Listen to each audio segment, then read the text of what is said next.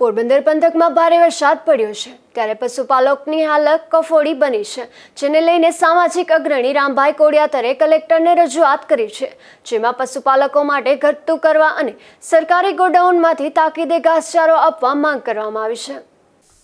મારું નામ રામભાઈ કોડિયાતર, પોરબંદર સામાજિક કાર્યકર। આજે પોરબંદરમાં છેલ્લા ઘણા દિવસોથી વરસાદ બહુ પડે છે, તો મારી એક રજૂઆત કલેક્ટર સાહેબને મેં લેખિત કરી કે પશુપાલકોને વારે આવો, નિર્દય બનવામાં દયા રાખી થોડીક પશુપાલકો ઉપર અને પશુપાલકોનું ધ્યાન રાખો। પશુપાલનને આપણો દેશની અંદર ઇકોનોમી જાજી આપી, આજે દૂધ ડેરી ધમધમે આખા દેશની અંદર, એ પશુપાલનને આભારી છે। એટલે પશુપાલનને સહાય કરો અને સરકારી ગોડાઉનમાંથી વહેલી તકે આ લોકોને ઘાસ આપો। આજે 5-6 દિવસથી કોઈ વ્યાણેલા પશુ છે, કોઈ બીમાર પશુ છે, કોઈને ઘાસ મળ્યું નથી।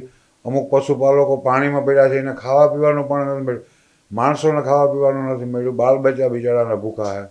તો સરકારને અને કલેક્ટર સાહેબને મારે, પોરબંદરના કલેક્ટર સાહેબને મારે નમ્ર વિનંતી છે કે તમે પશુપાલક તરફ થોડુંક ધ્યાન દો અને તમે બધા પોરબંદર જિલ્લાના ગ્રામીણ વિસ્તાર છે, શહેરી વિસ્તારમાં વહેલી તકે તાત્કાલ ઓર્ડર કરાવો, જેથી કરીને ફોરેસ્ટ વિભાગમાંથી એ લોકોને ઘાસ તાત્કાલિક મળે, એવી મારી વિનંતી છે।